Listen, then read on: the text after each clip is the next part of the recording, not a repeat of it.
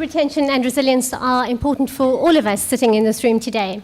And I don't know how many of you saw, I think probably in February, the most harrowing picture that I've ever had to see on my screen of a young seafarer hanging off the side of a ship as it was brought into port because he had taken his own life while at sea. So how do we go about building crew retention and resilience? Retention because it's important to have the experience in your companies, but also resiliency for seafarers to actually enjoy and have a rewarding career whilst they're at sea. My chaplains work with seafarers every day, and for many of them, they come across seafarers who find themselves not resilient and having problems. Our chaplain in Brazil writes about how we had to support a seafarer who was depressed. Or a seafarer's wife calling one of our chaplains because her husband's depressed and she's worried about his mental health. Or a seafarer being imprisoned for a crime that they do not commit and struggling to find a job afterwards, and of course leading to issues with their mental health as well. Or a Filipino having a very difficult time going back to work, looking for help as he speaks to one of our chaplains in port. And a captain on a ship who speaks about the fact that he wasn't enjoying anything. He was feeling quite miserable and isolated. So how do we change those things, and how do we make crew more resilient? And I think this relates really to an integral relationship between safety and wellness at sea, and not a program called Wellness at Sea, which we run, but actual well-being and seafarers' well-being at sea. So often in the shipping industry, and I've only been working within this industry for about 5 years, I've noticed that there's a lot of emphasis placed on safety, and it needs to be, and how safety is regulated in the industry. But I think these things need to work hand in hand, where you have wellness and safety regulations that are working hand in hand with one another. So for me, safety and wellness are absolutely integral. Sometimes people see wellness in terms of health promotion and how you look after yourself, and they think that is something that seafarers should do for themselves. But I would argue that this is something companies need to be looking at as well, and implementing programs to actually help their seafarers attain. Certainly within HR circles around the world now, many companies are looking at how you actually implement wellness and health promotion for your staff. Physical wellness is a really important thing. If you look at the statistics and certainly accident reports, if you read them, you will see that often there are physical attributes that relate to accidents that happen. So things where people are actually tired or fatigued because they're not eating properly. It can be to do with the fact that they have problems with their blood pressure, and all these kind of things add to the reason why you need to place some emphasis on physical wellness. So fatigue and safety are very important, because if somebody is fatigued, they take longer in their reaction times. It reduces their alertness. They have poor psychometric coordination, difficulty sometimes in processing information, which is absolutely vital in a situation when you're working on board a ship. There's also decreased motivation for them, memory problems, and impaired concentration.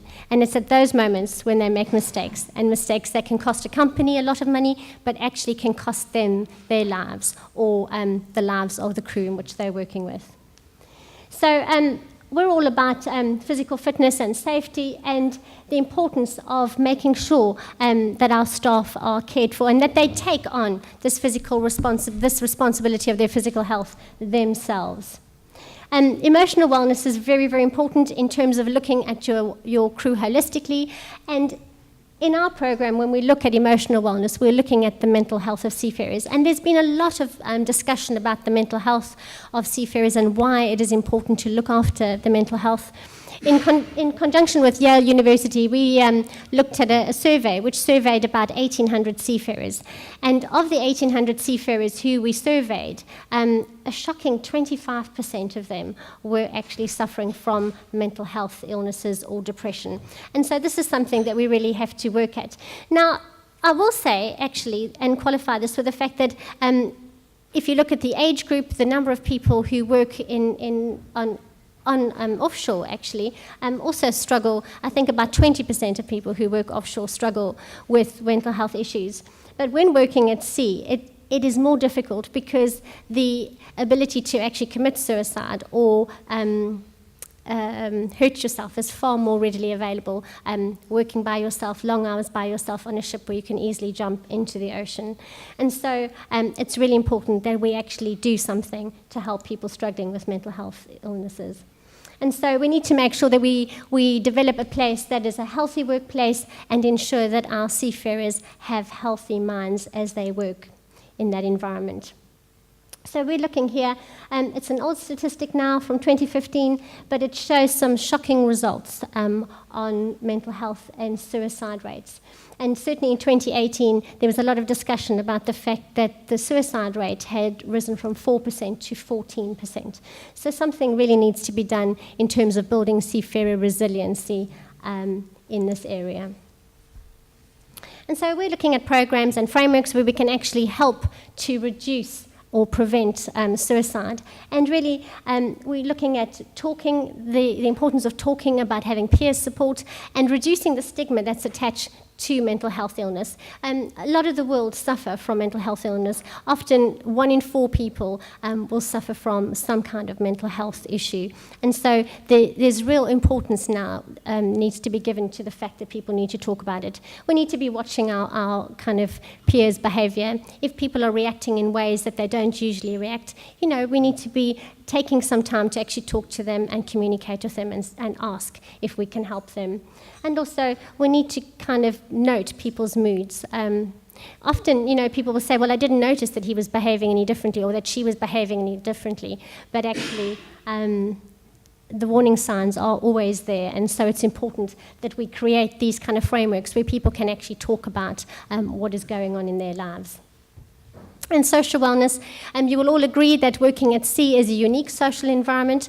People never on land-based jobs will face the issues that they face. I know when I get fed up of work, I go and pop outside and grab a coffee. It's not possible when you work on board a ship. You're away from home for a long time. You're away from your social networks and support systems. And so it's very important that our staff are trained to deal with issues like conflict management, to deal with diversity, and to deal with gender issues that sometimes they are faced with as well. And we also talk about the importance of intellectual wellness. And this is about seafarers knowing what their rights are, understanding what it means, what their contracts are about, so that they're not kind of exploited or used in any way. And this is not about making people militant or making them demand their rights, but rather by reducing stress that can result when people don't know what their rights are and when they're worrying constantly about what they can do or can't do to help themselves. We also deal with a whole section on finance and personal finance, because that's another issue that seafarers face, where they're not really on top of their finances and they have problems with families at home spending money which they shouldn't. And so some difficult conversations need to be had about finance as well. We talk about spiritual wellness, and we're not talking about Christianity here or non-Christian or other religious beliefs or non-Christian beliefs. This is purely about the fact that whatever people believe impacts the way in which they interact with other people and how they behave, if you like, their code of conduct or their moral code by which they live their lives. And often that plays a huge part in terms of seafarer resiliency as well, because the way in which people cope with pressurized situations where they find themselves in trauma situations, their beliefs, whatever their beliefs are, will impact and affect them positively as well. And so really, when we're talking about this, we're saying to the industry that really what we need to do is to have a toolkit, if you like, whereby we can encourage seafarers to look after themselves, to build their resiliency, and also for the industry to look at ways in which they can invest in their staff. So this is not about, often we will say to people, we have a wellness program and we really would like you to use this for your staff. And often people will come back and say, actually, how much does it cost? And we don't have the time.